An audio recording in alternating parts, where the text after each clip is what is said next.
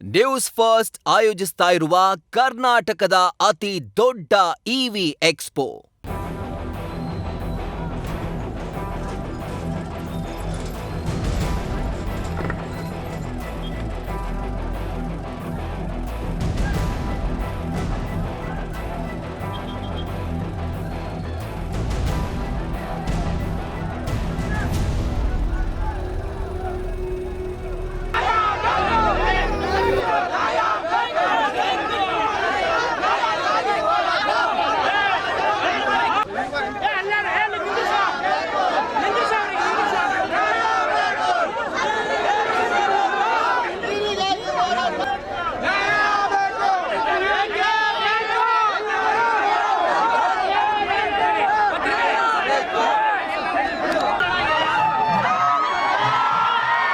ನೀವು ಮಾಡಿದಂತ ಸ್ಕೀಮು ಜನರು ಚೆನ್ನಾಗಿ ಇರುವಂತ ಕೆಲಸ ಮಾಡ್ರಿ ನೀವು. ಮಾನ್ಯ ಸಿದ್ದರಾಮಯ್ಯ ಮುಖ್ಯಮಂತ್ರಿ ಸಾಹೇಬರಿಗೆ ಹೇಳಕ್ ಇಷ್ಟಪಡ್ತೀನಿ, ಹಾಗೂ ಡಿ.ಕೆ. ಶಿವಕುಮಾರ್ ಸಾಹೇಬ್ರಿಗೆ ಇಷ್ಟಪಡ್ತೀನಿ.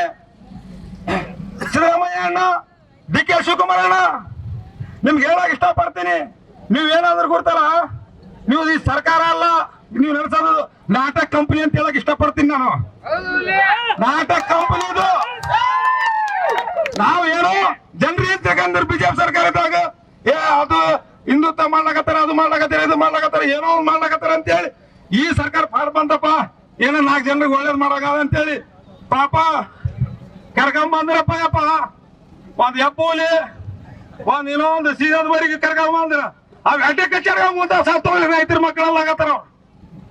ನಮಗ್ ನಾಚಿಕಿಲ್ಲ, ನಿಮ್ಗೆ ಶರಮಿಲ್ಲ ಅಂತ ಹೇಳಕ್ ಇಷ್ಟಪಡ್ತೀನಿ. ಯಾಕಂತ ಕೇಳ್ರಿ, ನಮ್ಗ್ ಚಪ್ಪಲಿ ಕೊಡ್ರಿ, ಒಳಕತ್ತಿ ನಿಮ್ಗೆ ಓಟ್ ಹಾಕಿವಲ್ಲ ನಾವು. ನಮ್ಗ್ ಚಪ್ಪಲಿ ಕೊಟ್ಟು ಇಲ್ಲಾಂದ್ರೆ ಅಲ್ಲಿ ವಿಧಾನಸೌಧದಲ್ಲಿ ಬಂದು ನಿಂದಿರ್ತೀನಿ,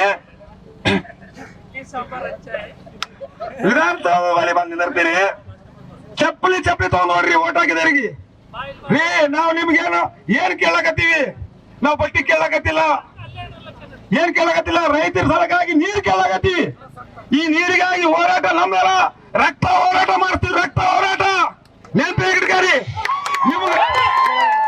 ಈ ಮಾಧ್ಯಮ ಮುಖಾಂತರ ಇಷ್ಟ ಇಷ್ಟಪಡ್ತೀನಿ, ಒಂದು ದಿವಸ ಅಲ್ಲ 2 ದಿವಸ ಖಾಲಿ ಪೊಲೀಸರಿಗೆ ಎಲ್ಲ ಪೊಲೀಸ್ ಅಧಿಕಾರಿಗಳಿಗೆ ರಜೆ ಕೊಟ್ಟು ನಿಮ್ ಮನೆಗೆ ಕಳಿಸ್ರಿ, ನೀವು ಕಳಿಸ್ರಿ. ಆದ್ರೂ ನಾವು ವಿಧಾನಸೌಧ ವಾಕಲ್ ನಿಮ್ಗೆ ಎದಿ ಮೇಲೆ ಬಂದಿಲ್ಲ ಅಂದ್ರೆ ನಾವು ರೈತರ ಮಕ್ಕಳೆಲ್ಲ ಚಾಲೆಂಜ್ ಮಾಡ್ತೀವಿ.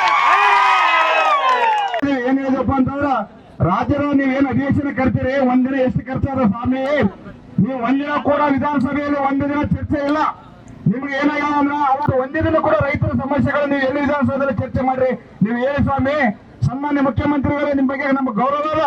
ನಾವು ಯಾಕಪ್ಪ ಅಂದ್ರೆ ಈ ದೇಶದ ಮಾಲೀಕರು ಹಾಳು ಮಾಡಿಬಿಟ್ರಿ. ಎಲ್ಲ 200 ಕಿಲೋಮೀಟರ್ ಇಂದ 300 ಕಿಲೋಮೀಟರ್ ಇಂದ ಬಂದಾರ ನಿಜ ಹೇಳ್ಬೇಕಂದ್ರ ಅಂತವರಿಗೆ ಖರ್ಚು ಮಾಡಿ ಇವತ್ತು ಪೊಲೀಸರಿಗೆ ತೊಂದರೆ ಕೊಟ್ಟು ಇವತ್ತು ಮಾಡೋದು ಬೇಕಾಗಿರೋ ಮಾಲೀಕ ರೈತ. ನೀವು ರೈತ ಅನ್ನ ಇವತ್ತು ಬೆಳೆದ್ರೆ ನೀವೆಲ್ಲರೂ ಪರಿಶುದ್ಧರಾಗಿರ್ಬೇಕಾಗ್ತದ.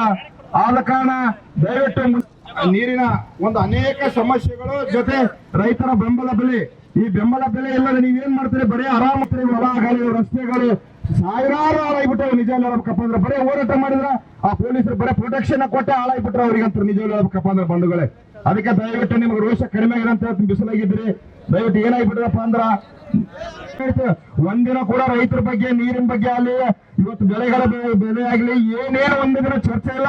ಎಲ್ಲ ಮಕ್ಕಳು ಐಟಿ ಏನು ಸುಪ್ರೀಂ ಕೋರ್ಟ್ನಲ್ಲಿ ಪ್ರಕರಣ ನಡೆದದ, ಆ ಪ್ರಕರಣವನ್ನು ಕೇಂದ್ರ ಸರ್ಕಾರ ಮಧ್ಯಸ್ಥಿಕೆ ವಹಿಸಿ ಪ್ರಕರಣನ ಏನಪ್ಪ ಅಂತಂದ್ರೆ ಸಂಪೂರ್ಣ ಮುಗಿಸಿ ಏನಪ್ಪ ಅಂದ್ರೆ ಆಲ್ಮಟ್ಟಿ ಡ್ಯಾಮು 17 ಅಡಿ ಎತ್ತರ ಮಾಡೋ ಒಂದು ಉದ್ದೇಶ, ಅದನ್ನು ಏನಪ್ಪ ಅಂತಂದ್ರೆ ಒತ್ತಾಯ ಮಾಡ್ತಾ ಕೇಂದ್ರ ಸರ್ಕಾರಕ್ಕೆ ಒತ್ತಾಯ ಮಾಡ್ತಾ, ಮತ್ತು ಈ ನಮ್ಮ ಕೃಷ್ಣಾ ಮೇಲ್ದಂಡೆ ಯೋಜನೆ ಏನದ ಅದನ್ನ ಏನಪ್ಪ ಅಂದ್ರೆ ರಾಷ್ಟ್ರೀಯ ಯೋಜನೆ ಅಂತೇಳಿ ಘೋಷಣೆ ಮಾಡ್ಬೇಕು ಕೇಂದ್ರ ಸರ್ಕಾರ.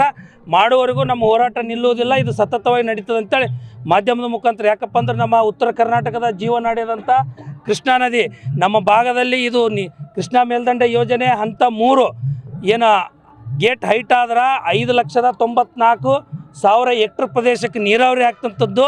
ಏಷ್ಯಾ ಖಂಡದಾಗ ಏನಪ್ಪ ಅಂತಂದ್ರೆ 2ನೇ ದೊಡ್ಡ ಆಲಿಮಟ್ಟಿ ಜಲಾಶಯ. ಅಂಥ ಜಲಾಶಯ ಇವತ್ತಿನ ದಿನ ನಮ್ಮ ಭಾಗಕ್ಕೆ ಭಾಳ ಅನ್ಯಾಯ ಆಗಕತ್ತದ. ಅದನ್ನು ಖಂಡಿಸಿ ಇವತ್ತಿನ ಕರ್ನಾಟಕ ರಾಜ್ಯ ರೈತ ಸಂಘ, ರೈತ ಸೇನೆ ಎಲ್ಲ ಪದಾಧಿಕಾರಿಗಳು ಸೇರಿ ಇವತ್ತು ದಿನ ಸರ್ಕಾರದ ವಿರುದ್ಧ ಬೃಹತ್ ಪ್ರಮಾಣದ ಹೋರಾಟ ಹಮ್ಮಿಕೊಳ್ತಾ ಇದ್ದೀವಿ ಮತ್ತು ಸರ್ಕಾರಕ್ಕೆ ಎಚ್ಚರಿಕೆ ನೀಡ್ತಾ ಇದ್ದೀನಿ.